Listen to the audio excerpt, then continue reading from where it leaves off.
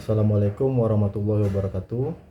Perkenalkan, nama saya Haryanto, NIM 21104175536. Di sini saya akan membuat video untuk memenuhi UAS metode penelitian bisnis, di mana soal pada UAS ini ada 3 bagian, yaitu soal bagian A, B, dan C.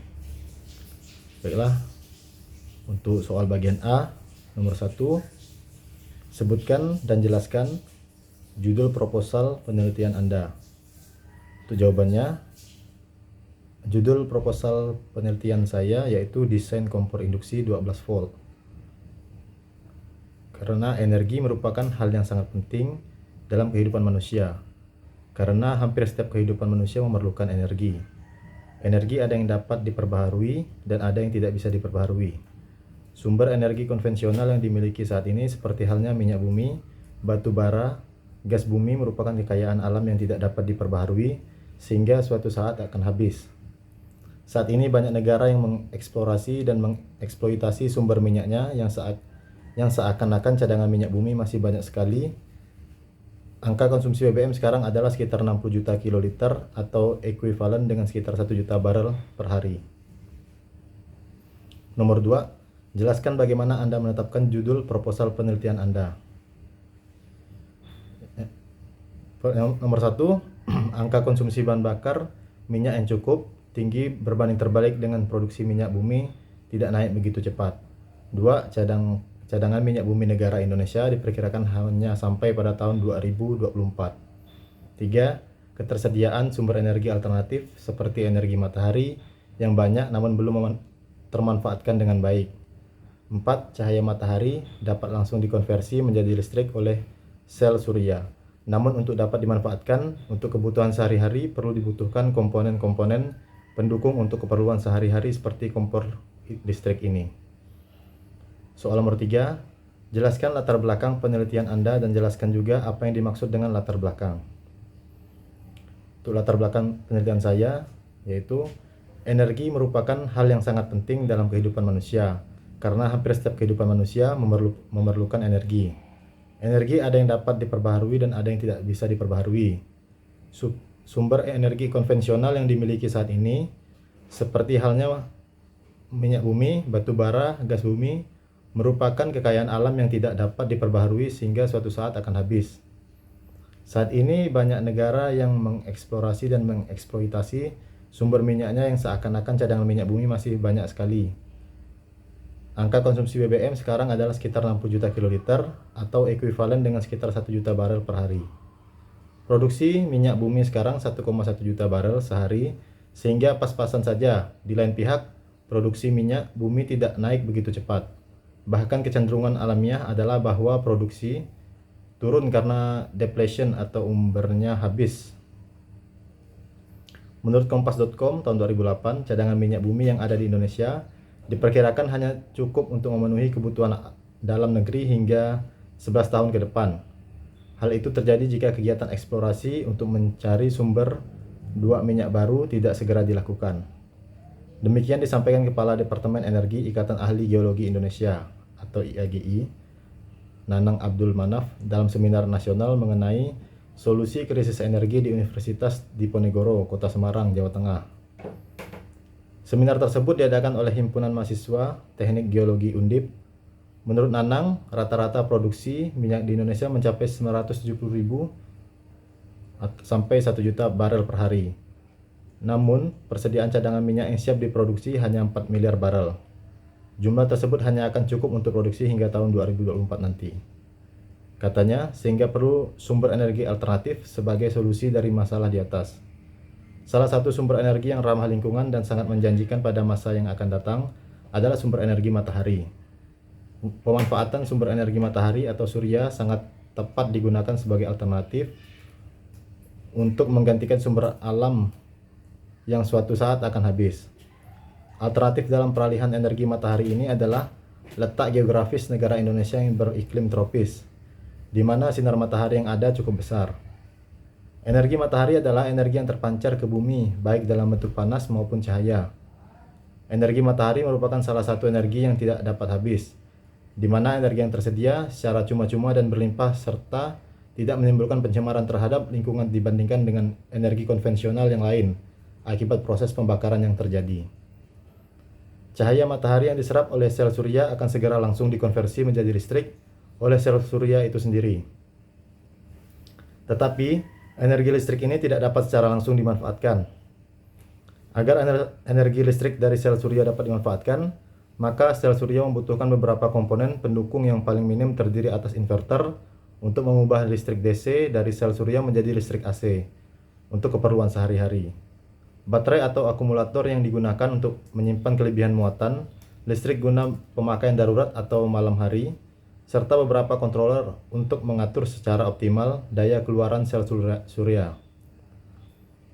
Energi matahari yang telah dikonversi menjadi energi listrik dapat dimanfaatkan dalam keperluan sehari-hari. Salah satunya digunakan untuk kompor 220 volt, ini AC. Agar energi listrik tersebut bisa digunakan untuk menyalakan kompor AC, diperlukan komponen pendukung sel surya. Salah satunya adalah inverter untuk mengubah tegangan DC dari sel surya ke tegangan AC. Padahal penggunaan inverter ini sangat tidak efisien selain harganya yang sangat mahal. Daya yang terbuang juga banyak sehingga menjadi boros. Karena inverter memiliki rugi daya yang besar. Oleh karena itu, untuk mengatasi hal tersebut akan dirancang sebuah kompor induksi 120 volt bertegangan DC, sehingga dalam penggunaannya nanti tidak memerlukan inverter untuk mengubah tegangan. Adapun latar belakang adalah penjelasan singkat mengenai topik atau objek penelitian, serta penjabaran alasan topik yang dipilih penting untuk dibahas. Soal nomor 4. Dari judul penelitian Anda di atas, coba Anda rumuskan permasalahan Anda dan ada beberapa pertanyaan penelitian yang dapat Anda buat. Berdasarkan permasalahan yang telah diungkapkan sebelumnya, dapat dirumuskan masalah yang akan diselesaikan sebagai berikut. 1. Sumber listrik DC yang telah disimpan pada akumulator atau baterai dapat dimanfaatkan untuk keperluan sehari-hari seperti kompor listrik. 2. Untuk mendapatkan proses pemanasan yang baik, perlu dilakukan perancangan kompor DC dengan sumber daya dari baterai tegangan DC 12 volt. Untuk pertanyaan, terdapat 2 pertanyaan yang dapat dipertanyakan. Nomor 5. Apa tujuan dari penelitian yang Anda lakukan? Tujuannya yaitu perancangan kompor tegangan DC ini adalah merancang dan membuat kompor listrik tegangan DC 12 volt serta melakukan pengukuran terhadap unjuk kerja dari kompor listrik tegangan DC 12 volt tersebut. Nomor 6. Jelaskan juga teori-teori yang Anda gunakan untuk mendukung penelitian Anda. Pertama, akumulator. Akumulator disebut unsur atau sel sekunder karena sesudah energi habis masih bisa diisi dan digunakan kembali. Itu terdapat di elektronika dasar tahun 2012.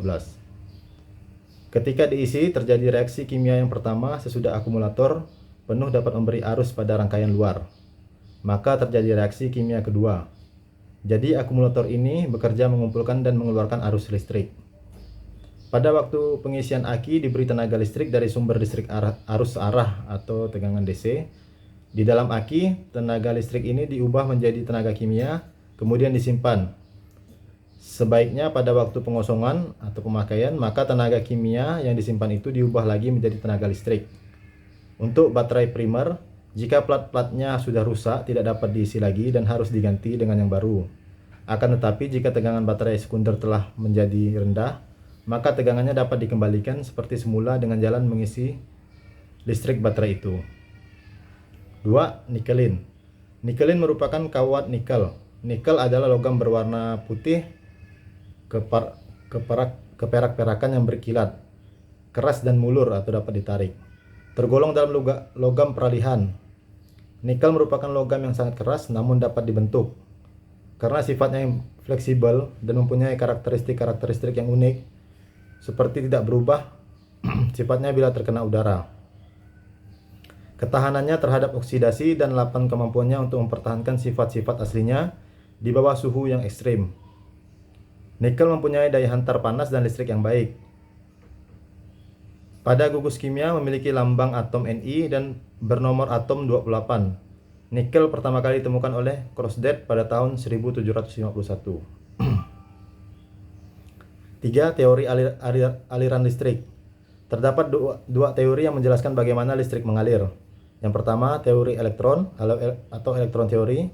Teori ini menyatakan listrik mengalir dari negatif ke positif. Aliran listrik merupakan perpindahan elektron bebas dari atom satu ke atom yang lain. Yang kedua, teori konvensional, yaitu teori ini menyatakan listrik mengalir dari positif ke negatif. Untuk keempat, arus listrik. Arus listrik adalah mengalirnya elektron secara terus-menerus dan berkesinambungan pada konduktor akibat perbedaan jumlah elektron pada beberapa lokasi yang jumlah elektronnya tidak sama. Besar 11 arus listrik yang mengalir melalui suatu konduktor adalah sama dengan jumlah muatan atau elektron bebas yang mengalir melalui suatu titik penampang konduktor dalam waktu 1 detik. Arus listrik dinyatakan dengan simbol I atau intensitas dan besarnya diukur dengan suatu ampere atau disingkat A. Arus listrik bergerak dari terminal positif ke terminal negatif, sedangkan aliran listrik dalam kawat logam terdiri dari aliran elektron yang bergerak dari terminal negatif ke terminal positif. Arah arus listrik dianggap berlawanan dengan arah gerakan elektron. 1 ampere arus adalah mengalirnya elektron sebanyak 628 kali 10 pangkat 16 atau sama dengan 1 coulomb per detik melewati suatu penampang konduktor. Yang kelima, resistor. Pada dasarnya semua bahan memiliki sifat resistif, namun beberapa bahan seperti tembaga, perak, emas, dan bahan metal pada umumnya memiliki resistensi yang sangat kecil. Bahan-bahan tersebut menghantar arus listrik dengan baik atau disebut dengan konduktor. Resistor adalah komponen dasar elektronika yang selalu digunakan dalam setiap rangkaian elektronika karena bisa berfungsi sebagai pengatur atau untuk membatasi jumlah arus yang mengalir dalam suatu rangkaian. Dengan resistor, 12 arus listrik dapat didistribusikan sesuai dengan kebutuhan. Resistor bersifat resistif. Satuan resistansi dari suatu resistor disebut ohm. 6. Tegangan listrik atau potensial listrik, yaitu energi atau tenaga yang menyebabkan muatan-muatan negatif atau elektron-elektron mengalir dalam suatu penghantar. Potensial listrik adalah fenomena berpindahnya arus listrik akibat lokasi yang berbeda potensialnya. Dari hal tersebut, di atas kita mengetahui adanya perbedaan potensial listrik yang sering disebut potential difference. Satuan dari potential difference adalah volt. 1 volt adalah tegangan listrik yang mampu mengalirkan arus listrik 1 ampere pada konduktor dengan hambatan 1 ohm. Tegangan listrik juga dinyatakan dengan huruf E dari EMF, yaitu singkatan electromotive force atau gaya gerak listrik. 7. Rangkaian arus searah. Pada suatu rangkaian akan mengalir arus apabila dipenuhi syarat-syarat sebagai berikut. 1. Sumber tegangan. 2. Alat penghubung. 3. Adanya beban. Hukum Ohm yang pertama kali menemukan hubungan antara kuat arus, tegangan, dan tahanan adalah seorang yang bernama George Simon Ohm. Dengan hukum Ohm dapat diperhitungkan besarnya kuat arus, tegangan, dan tahanan pada suatu rangkaian tertutup. Besarnya arus yang disebut I berubah sebanding dengan tegangan atau V dan berbanding terbalik dengan beban tahanan atau R.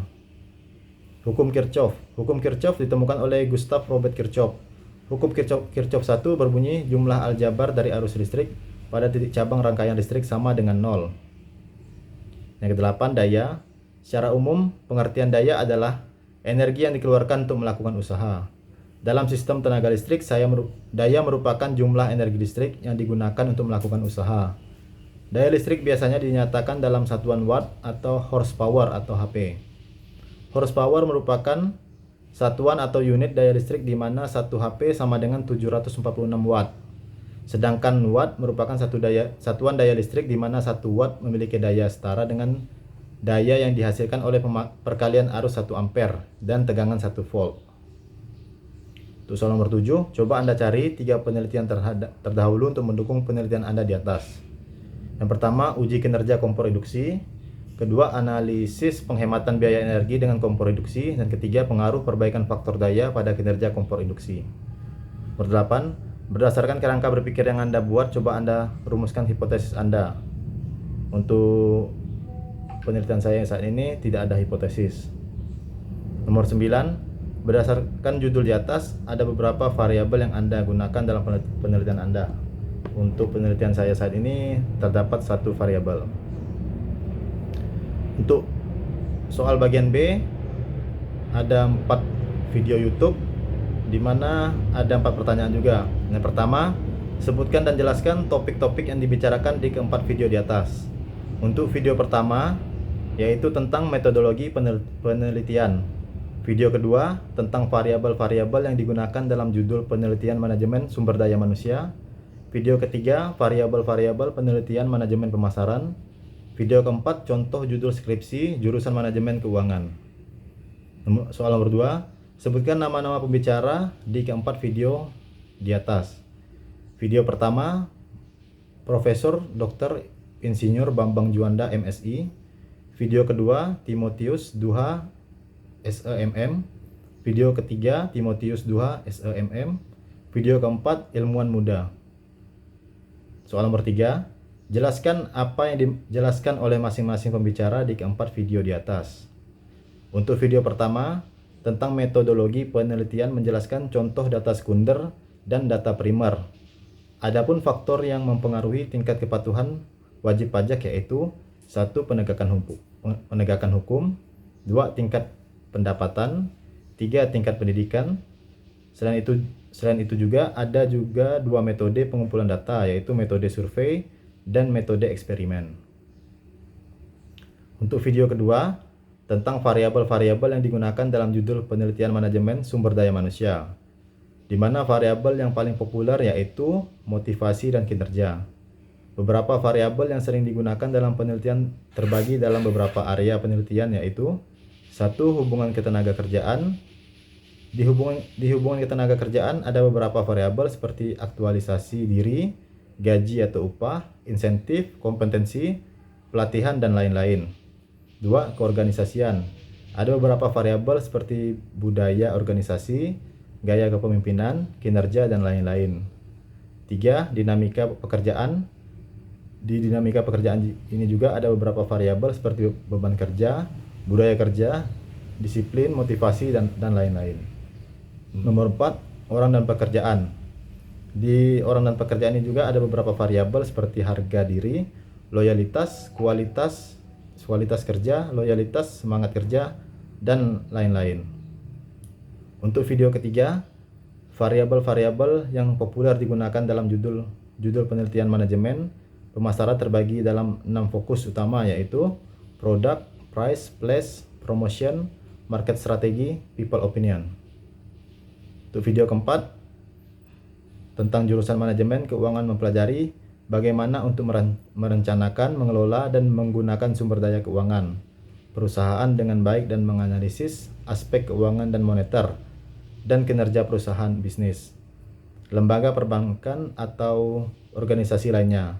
Beberapa mata kuliah di sini ada obligasi, ekonometri, akuntansi, keuangan menengah, komputerisasi, penganggaran, asuransi dan manajemen risiko, ekonomi koperasi, dan sebagainya.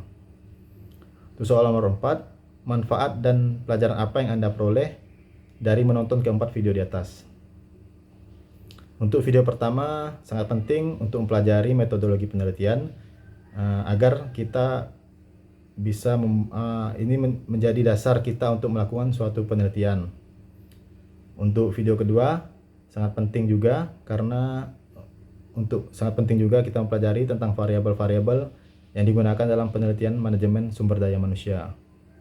Itu juga bisa kita terapkan untuk metode penelitian kita.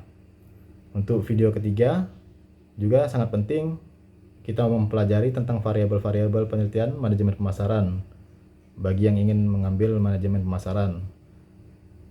Untuk video keempat diberikan beberapa contoh judul skripsi manajemen keuangan. Untuk soal bagian C, sebutkan tugas-tugas yang sudah Anda kerjakan selama Anda mengikuti kuliah metode penelitian bisnis. Untuk jawabannya, ada beberapa tugas yang sudah Pak Adi Mursalin berikan ke kami, yaitu yang pertama mengomentari video metode penelitian bisnis di Instagram Pak Adi Mursalin, dan juga menonton link-link YouTube yang sudah dibagikan terkait metode penelitian bisnis serta membuat video